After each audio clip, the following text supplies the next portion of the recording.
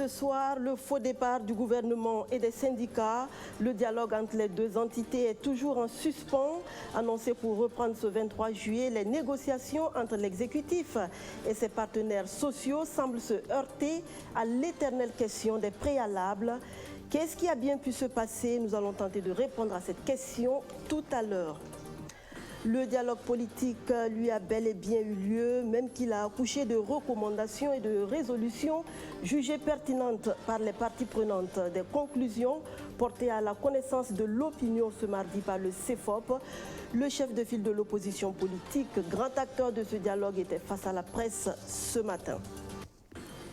L'avenir de la profession de pharmacien au Burkina Faso défie et perspective. Les pharmaciens du Burkina ont tenu leur 7e congrès ordinaire sous ce thème ce 23 juillet. Sous le regard du président du Faso, les pharmaciens ont mis à nu les difficultés qu'ils rencontrent dans l'exercice de leur métier. Merci de nous choisir pour vous informer, mesdames, messieurs. Bonsoir. Comme annoncé, le gouvernement et syndicats devront attendre encore pour se parler. Le dialogue suspendu depuis le 21 mai était censé reprendre ce 23 juillet, mais à la surprise générale, l'annonce de son report est tombée hier soir sans plus de précision. Que s'est-il passé? Quel est le point d'achoppement entre les deux parties? Élément de réponse avec Kwame Hervé Dapa. Ce 5 juillet 2019, 45 jours après le rendez-vous manqué du 21 mai, le gouvernement et les organisations syndicales renouaient le dialogue, avec des perspectives prometteuses cette fois-ci.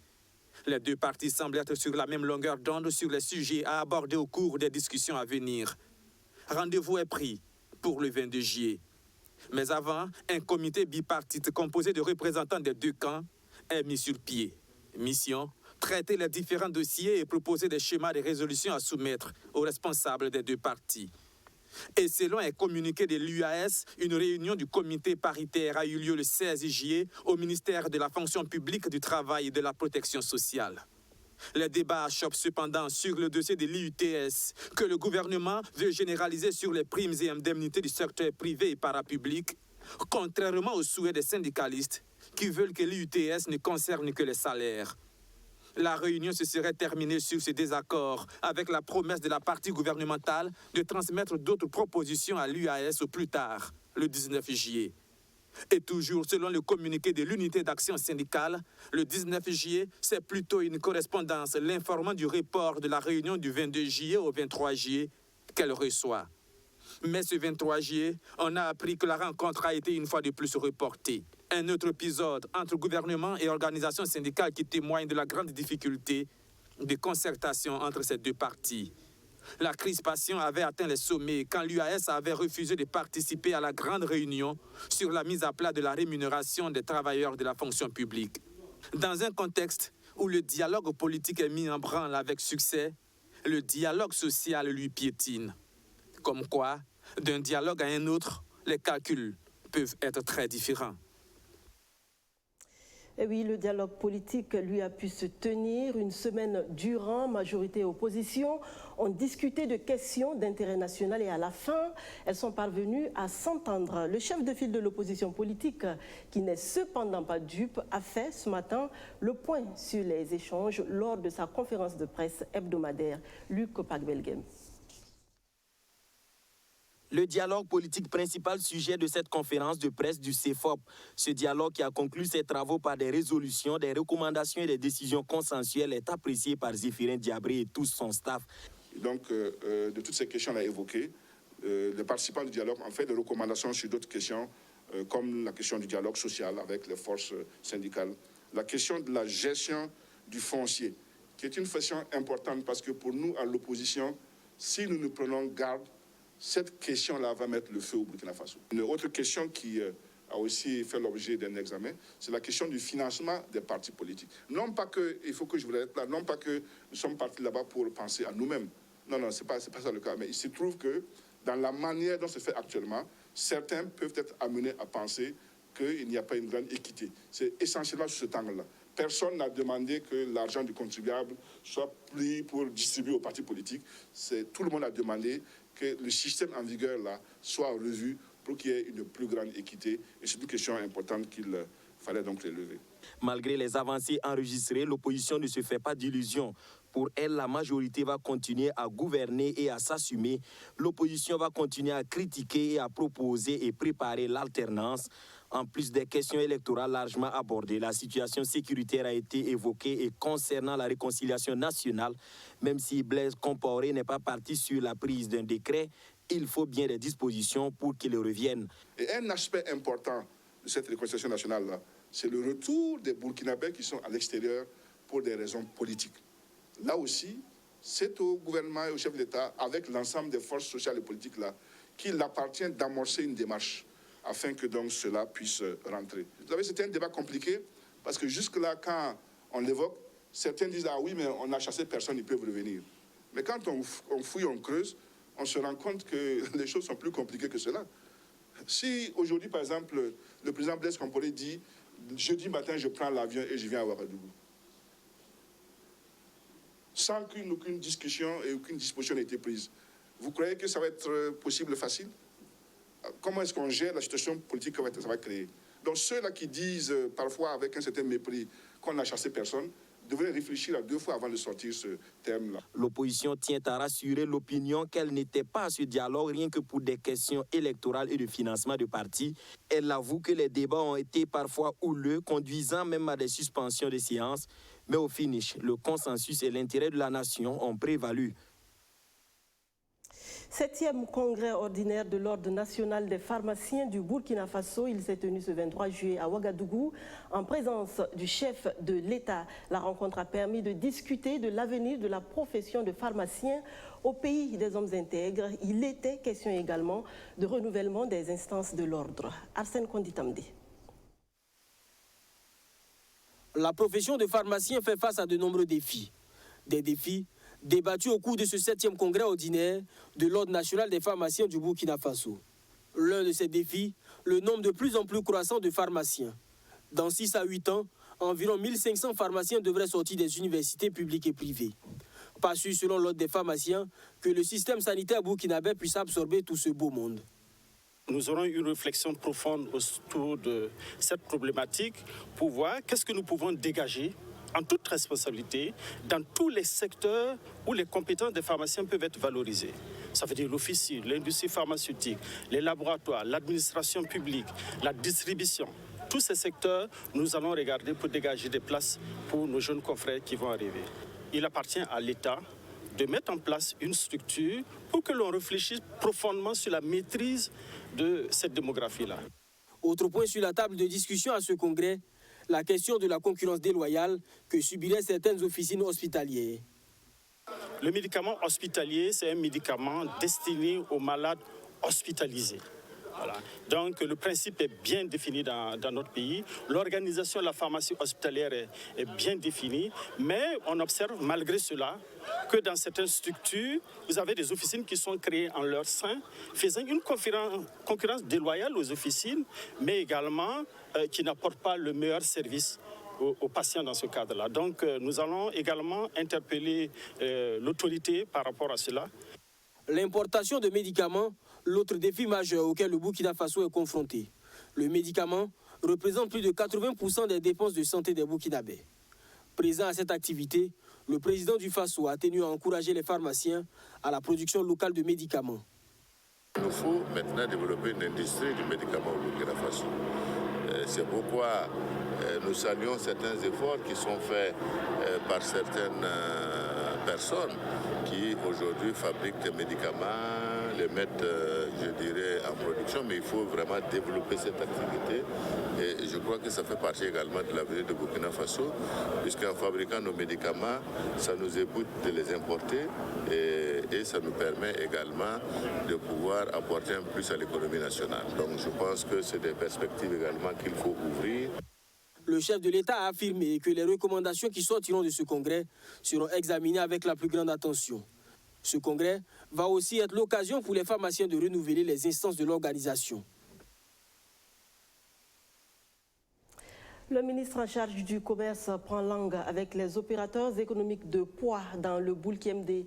C'était samedi dernier à l'occasion de la première édition de la Coupe du maire de cette commune. Au menu des échanges, la question du financement des différents projets des entrepreneurs. Le récit de Sandrine Zougouli. Un tête-à-tête entre les opérateurs économiques de la commune de Poix et le ministre en charge du commerce, au centre des discussions de préoccupations majeures relatives à l'octroi des microcrédits. Premièrement, c'est les difficultés d'accès au crédit. Deuxièmement, c'est le renforcement des capacités. Et je crois que le dispositif est là. Le seul problème, c'est que n'ont pas assez d'informations et les communes souvent manquent de compétences pour capitaliser toutes ces informations, pour les mettre au profit des commerçants et des jeunes ruraux. C'est dans ce sens que le conseil municipal, notre conseil municipal a pris une délibération pour créer ce qu'on appelle un centre de promotion des jeunes, qui va être le relais, un service de la commune pour diffuser toute l'information allant dans le sens de la promotion des jeunes, allant dans le sens de la promotion de l'entrepreneuriat. Sur les différentes préoccupations avancées, le ministre Aruna Kaboré promet de trouver des solutions. Ici, ils ont posé donc des problèmes qui sont liés donc à des microcrédits, qui sont liés à des trucs là. L'idée, c'est de faire en sorte que les structures de microcrédits puissent les accompagner. C'est pour cela qu'on les a encouragés à se mettre, en tout cas dans des formes de coopératives, dans des GIE, pour qu'on ait des formes de cautionnement mutuel, comme ils l'ont indiqué ici, pour permettre donc de garantir un minimum donc de confiance avec les structures prêteuses pour pouvoir donc accéder donc aux différents crédits. Mais au-dessus de tout ça, il y a un besoin de formation, parce que la gestion des ressources, la gestion donc de son business, ça mérite un certain nombre donc de formations que souvent les gens n'ont pas. C'est pour ça que nous avons annoncé donc des séries de formations dans la région. Ces échanges ont permis aux premiers responsables des commerçants de revenir sur quelques projets du gouvernement, notamment l'initiative sur le renforcement du capital productif des PMI-PME. Nous avons commencé à expérimenter cette approche avec l'IRCP, l'initiative pour le renforcement du capital productif des PMI-PME. Nous avons choisi 10 PME par région, ça fait 130 PME et nous avons recensé leurs besoins en équipement. Et sur cette base-là, avec la direction régionale, nous avons décidé de les équiper à hauteur de 4 millions par équipement, de telle sorte qu'ils utilisent maintenant les peu de ressources qui leur restent pour faire donc des fonds de roulement. Et nous pensons que c'est de cette manière-là. Et ça, pour la première étape qui s'appelle l'IRCP, c'est même totalement gratuit et c'est des dons que nous organisons pour renforcer donc un tissu de 130 PME dans les régions. Le projet prend une autre tournure donc à partir de l'année prochaine. Donc ce n'est plus une initiative, ça va devenir un projet de renforcement du capital productif. Nous comptons en tout cas en faire un projet d'une dizaine de milliards. Cette rencontre fait partie des activités de la première édition de la Coupe du maire de cette commune. Une coupe remportée par l'équipe de Ralo face à celle de Nyangdo sur le score de 1-0. Une compétition qui a regroupé 12 équipes de la commune. À Bobo-Dioulasso, ce lundi, Aruna Kaboré a procédé au lancement de la stratégie nationale d'industrialisation. Avec la SNI, le secteur de l'industrie burkinabé sera assaini et les entreprises en difficulté sauvées de la faillite, d'après ses initiateurs. Sur place dans la ville de Sia, le reportage de Sotuo Justin Dabiré. La promotion de la transformation des matières premières locales, la promotion d'une industrialisation efficace et durable, créatrice d'emplois et de valeur ajoutée au Burkina Faso, ce sont entre autres les objectifs visés par la stratégie nationale d'industrialisation SNI. La SNI, une initiative du ministère du Commerce, de l'Industrie et de l'Artisanat, vise à l'horizon 2023 faire du Burkina Faso un pays industrialisé avec des unités de transformation de matières premières locales de référence dans la sous-région.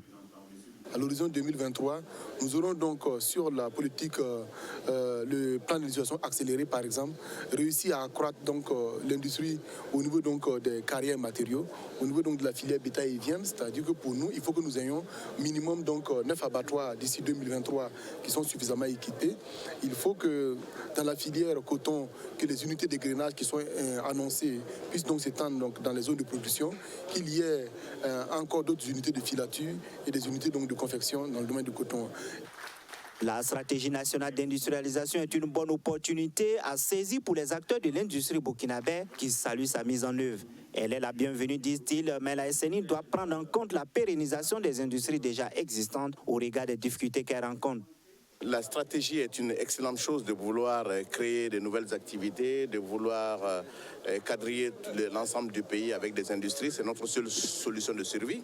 Toutes les industries que nous avons aujourd'hui sont en difficulté, vous l'avez vu, et vous l'avez senti, on en parle.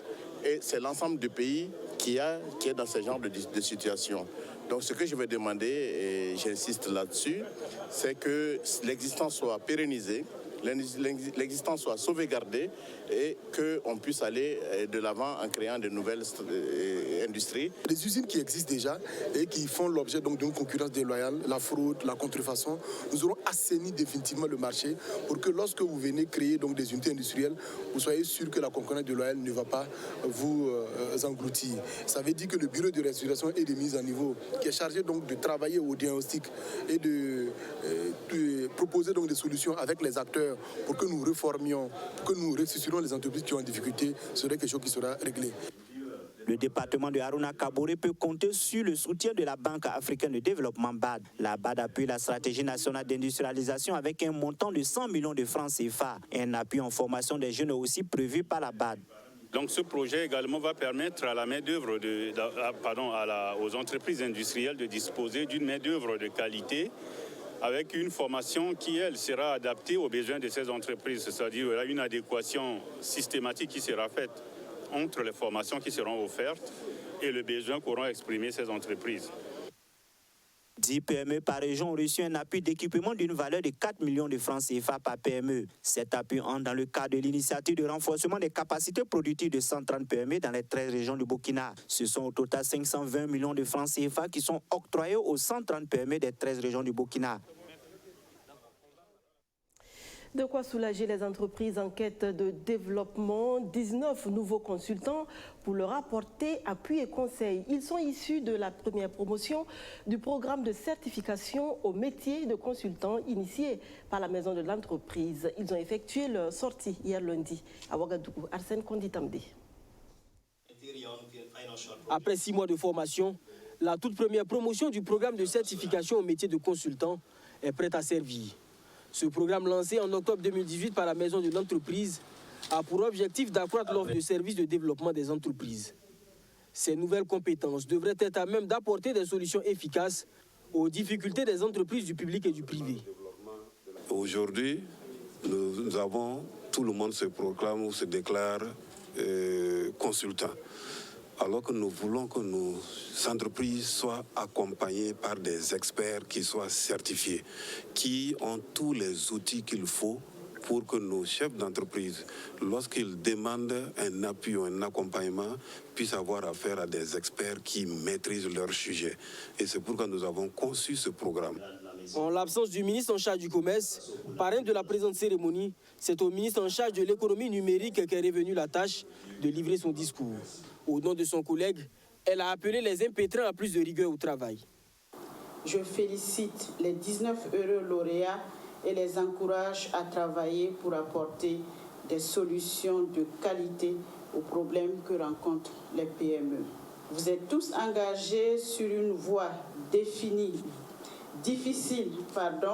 de par ces incertitudes, mais vous allez sans aucun doute rendre service à la nation en accompagnant des entreprises en quête de développement. Durant le temps de leur formation, les impétrants ont eu 300 heures de cours, théoriques et pratiques. Les modules ont entre autres porté sur l'ingénierie du conseil, le marketing des services et le diagnostic de l'entreprise. Nous avons beaucoup appris et surtout la méthodologie de consultant. L'ingénierie, par exemple, de la consultance, c'est dit comment entamer le métier de la consultance, comment faire le diagnostic d'une entreprise pour lui permettre de déceler ses insuffisances et apporter l'appui conseil nécessaire. Et également, comment créer une entreprise, comment aider les jeunes entrepreneurs à créer leur entreprise et même avoir l'idée d'entreprise. Les impétrants sont pour la plupart des cadres d'entreprise et des consultants indépendants. Ils envisagent mettre en place une association des consultants certifiés par la Maison de l'entreprise du Burkina Faso. Une initiative qui devrait faciliter la mise en réseau des bénéficiaires du programme. Le Fonds permanent de développement des collectivités territoriales poursuit ses activités dans le cadre de la célébration de son 10e anniversaire. Une assemblée générale bilan d'une décennie d'action en faveur des collectivités territoriales s'est tenue vendredi dernier. Alexis Belemnaba, Arsène Konditamde. 10 ans passés à financer le développement des collectivités territoriales, beaucoup d'acquis mais aussi de difficultés. Cette assemblée générale est l'occasion pour le Fonds permanent de développement des collectivités territoriales de faire le point. Et le Fonds permanent se trouve dans un contexte de réforme. Donc le personnel, bien sûr, s'attend à comprendre quel sera son sort dans ces réformes qui sont engagées et il voudrait vraiment être rassuré. Deuxièmement, vous le savez bien que le Fonds permanent se trouve sur tout le territoire national à travers des agences régionales. Et nous sommes dans un contexte d'insécurité. Et le personnel, effectivement, s'attend de la direction générale qu'on puisse en tout cas nous donner des orientations en termes de mesures de résilience pour qu'on puisse s'adapter parce que le développement aussi doit se poursuivre. Et naturellement, il y a nos conditions de travail, qui sont des conditions liées à nos, comme le directeur général vient de le dire, les locaux dans lesquels nous travaillons, des conditions en fait corporatrices que nous allons certainement soulever auprès de la direction générale. Les principales difficultés au niveau de l'agence, c'est peut-être au niveau des communes qui n'arrivent pas à bien formuler les projets. Voilà. Donc au niveau du fonds permanent spécifiquement, c'est la disponibilité du matériel informatique et le matériel, les moyens roulants aussi. Nous avons un véhicule mais nous ne disposons pas de chauffeur. Donc pour aller sur le terrain, il y a cette difficulté-là qui se pose. Nous sommes obligés de collaborer, de demander au niveau des autres structures-là et de nous mettre à disposition des chauffeurs. Pour le directeur général du fonds Bruno Dipama, il est nécessaire de passer en revue l'organisation du FPDCT, mais aussi de faire une synthèse des recommandations du personnel pour adopter de nouvelles orientations. Nous allons passer en revue les préoccupations du personnel par rapport aux conditions de travail et par rapport à la situation du personnel. Nous allons également examiner d'autres questions liées au fonctionnement et à l'organisation du FPDCT et nous allons tirer des conclusions par rapport à tout ce que nous allons faire comme synthèse des recommandations et des différentes orientations.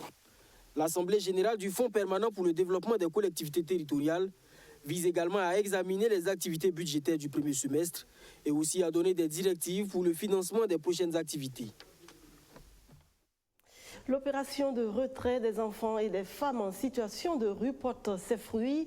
63 femmes retirées de la rue début juin ont été formées dans divers domaines d'activité génératrices de revenus. Ce 23 juillet, elles ont reçu des kits d'installation de la part du ministère en charge de la solidarité nationale, de quoi leur permettre de se prendre en charge pour ne plus jamais retourner dans la rue. Arsène Konditamdi.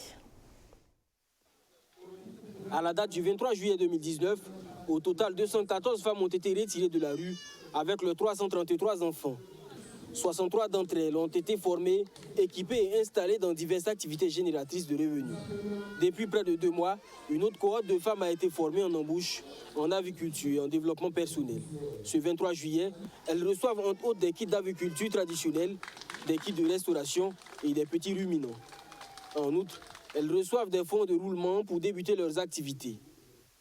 Nous avons initié des formations et nous les accompagnons afin de leur permettre d'avoir une autonomisation équilibrée. C'est ce que j'appelle une autonomisation équilibrée parce que ce n'est pas le tout de leur donner du matériel et puis un pécule, c'est de pouvoir les accompagner qu'elles soient indépendantes. Donc c'est ça. C'est un processus de longue haleine, de patience et d'amour.